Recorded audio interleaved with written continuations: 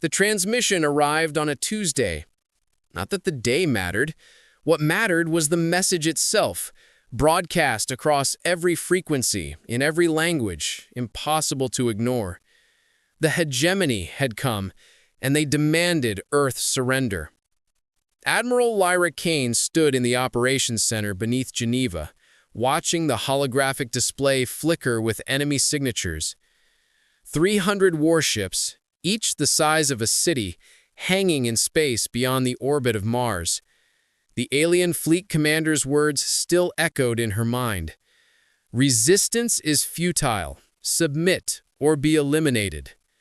She smiled. The aliens had made their first mistake. They'd given humanity time to prepare. "Admiral," called out her second-in-command, Commander Sarah Chen, "all stations are reporting ready status. The Midnight Protocol is active." Kane nodded slowly.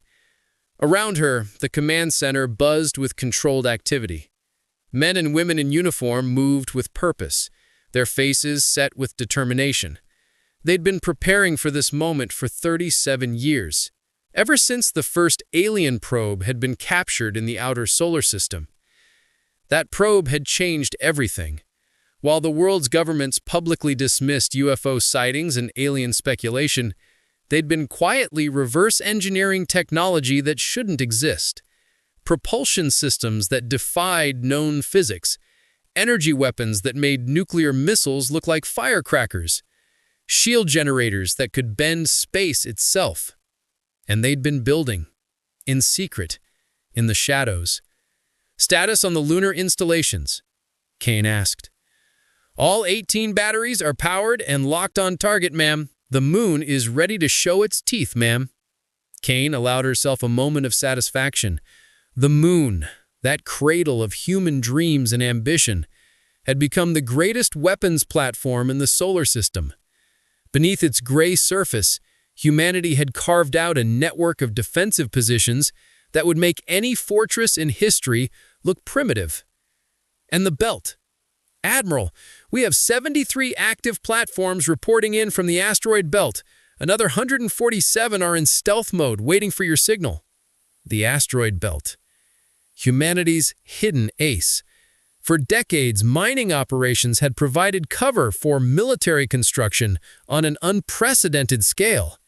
Every major asteroid now housed weapons systems, fighter bays, or manufacturing facilities. The hegemony thought they were facing one planet. They had no idea they were entering a fortified solar system. Elias Vorn entered the command center, his gray hair disheveled as usual. As the architect of humanity's defensive strategy, he'd spent decades planning for this moment. He looked tired, but electric with anticipation. "They're moving," he announced, "accelerating toward Earth. They'll reach firing range in 6 hours." Kane studied the display. The alien fleet was maintaining tight formation, confident in their superiority. They'd conquered 47 species across 12 sectors of the galaxy. Earth was just another primitive world to be absorbed into their empire. "Let them come," Kane said quietly. "Activate Phase 1. Across the solar system, humanity's hidden forces stirred to life. On Mars, where terraforming colonies provided cover, weapon emplacements rose from beneath the rust-colored dust. In orbit around Jupiter, where research stations studied the great planet's storms, military vessels powered up their engines and broke from their moorings. Throughout the asteroid belt, stealth fields dropped, and combat platforms revealed themselves like predators stepping from the shadows. And an Earth orbit, silent and waiting, the crown jewel of human engineering, hung in the darkness. Bastion Station. Built inside a hollowed-out asteroid, it housed 50,000 personnel and enough power point to level a continent. It had taken 20 years to construct and another 10 to outfit with reverse-engineered alien technology. The hegemony had no idea it existed. Commander Chen pulled up tactical displays showing the enemy fleet's approach vector.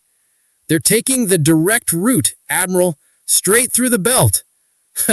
Vorn laughed, a short, sharp bark of amusement. Arrogant! They think we're primitives with chemical rockets and kinetic weapons. Let's show them how primitives fight, Kane said. All units, hold position, wait for my mark. I want them deep in our territory before we spring the trap. The hours ticked by with agonizing slowness. On Earth below, billions of people sheltered in place, watching the skies with a mixture of fear and hope. They had been told the truth 3 days ago when the alien ultimatum became impossible to hide. Their governments had finally admitted the decades of secret preparation, the hidden military buildup, the reverse-engineered technology. Some had panicked, but most had responded with something the aliens couldn't understand: defiant hope. Humanity had always been at its best when backed into a corner. "Enemy fleet entering weapons range," announced Webb. "They're charging their main batteries." On the displays, the alien warships began to glow with gathering energy. Their weapons were devastating. Plasma cannons that could boil oceans, particle beams that could slice through mountains. Against any conventional defense, they were unstoppable. But humanity had stopped being conventional the moment they'd started learning from their enemies. "All stations report locked and loaded," Chen confirmed. Kane stood, her uniform crisp despite the hours of tension. This was the moment, the point of no return.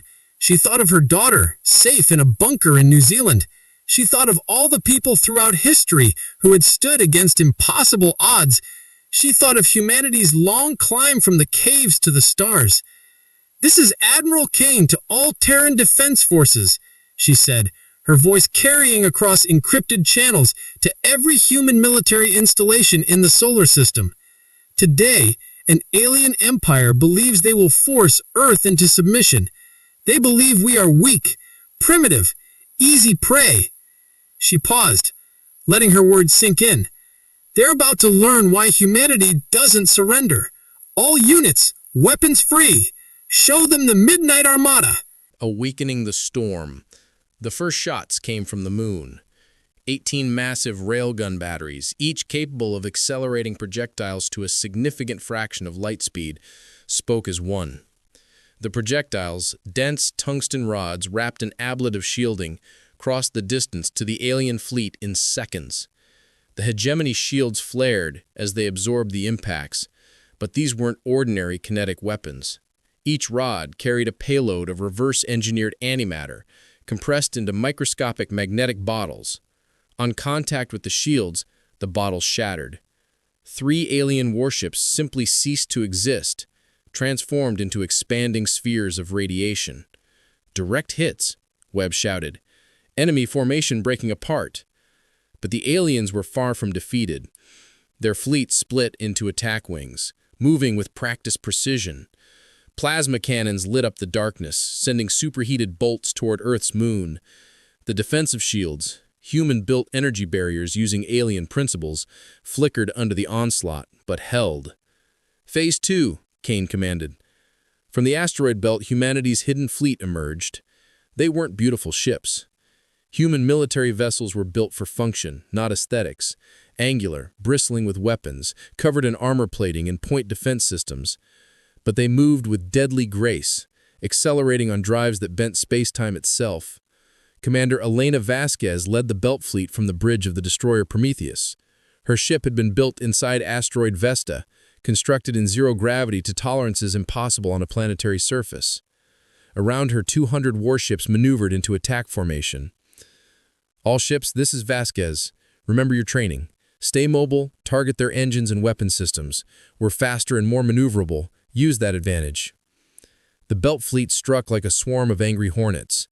Human missiles, guided by AI more sophisticated than most alien species' military computers, found vulnerable points in enemy shields. Laser batteries, powered by fusion reactors reverse-engineered from captured alien technology, carved through armor plating. Railguns spat death at relativistic velocities. The aliens had numbers and firepower, but humanity had spent decades studying their tactics, their technology, their weaknesses. Every engagement had been wargamed 1,000 times. Every contingency had been planned for. Still, The enemy pressed forward. For every alien ship destroyed, 2 more pushed through toward Earth. Their return fire was devastating. 3 human destroyers vanished in nuclear fireballs, and a mining platform in the belt was reduced to molten slag. "They're adapting," Vorn observed from his station, studying the tactical displays. "Learning our patterns. We need to shift tactics." Kane nodded. "Activate Bastion Station. Let's give them something new to worry about." In Earth orbit, Bastion Station dropped its stealth field. The aliens' confusion was evident in their sudden formation changes. Sensors detected the massive station, and their targeting systems struggled to process what they were seeing: a hollowed asteroid bristling with weapons that shouldn't exist on a species barely capable of interstellar travel. Captain James Okafor commanded Bastion from its heavily shielded bridge. A veteran of Earth's various conflicts, he'd been handpicked to lead humanity's ultimate defense platform. Now, watching the alien fleet bear down on his homeworld, he felt the weight of every training exercise, every simulation. "All batteries, target the enemy flagship. Let's cut the head off this snake." Bastion's main cannon, a weapon system that used focused gravity waves to tear apart molecular bonds, charged for 3 seconds. Then it fired. The beam was invisible to the naked eye, but its effects were immediate. The alien flagship shields collapsed, and itself began to come apart, its hull fragmenting as if pulled apart by invisible hands. Secondary explosions rippled through its structure as power systems overloaded. The aliens hesitated, just for a moment. But in space combat, a moment was everything. "All units press the advantage," Kane commanded. "Give them no quarter." The battle raged for hours. Human ingenuity and desperation clashed against alien experience and firepower. Ships died on both sides, brilliant flares of light marking the end of thousands of lives. But slowly, inexorably, the tide turned. The aliens had expected primitives. They'd found a species that had taken their technology, improved upon it, and weaponized human creativity itself. Every tactic the hegemony employed, humanity had already anticipated and prepared countermeasures.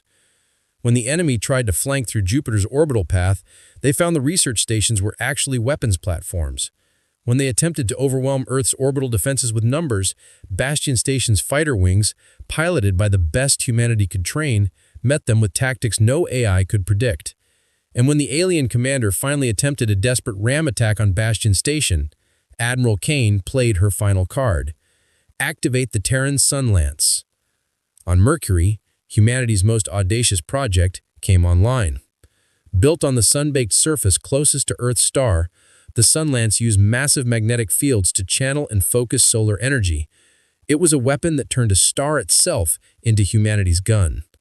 The beam, brighter than 100 supernovas, crossed the inner solar system in minutes. It struck the remaining core of the alien fleet with the power of creation itself. When the light faded, only debris remained. Part 3. The Price of Victory. The silence that fell over the command center was absolute. Admiral Kane stared at the display as watching the dissipating energy signatures where an alien armada had been minutes ago. Around her, her crew sat frozen, unable to process what they'd just witnessed. Humanity had won. Against impossible odds, Earth had survived. Then someone began to clap. Then another. Within seconds, the entire command center erupted in cheers. But Kane couldn't join them yet. She was counting the cost. "Casualty reports," she said quietly to Commander Chen. The younger woman's expression sobered immediately. 47 ships lost. Bastion Station took heavy damage. 3 sections breached. 2,000 casualties. Lunar batteries 2, 7, and 13 destroyed. Total fatalities estimated at... She paused, swallowing hard.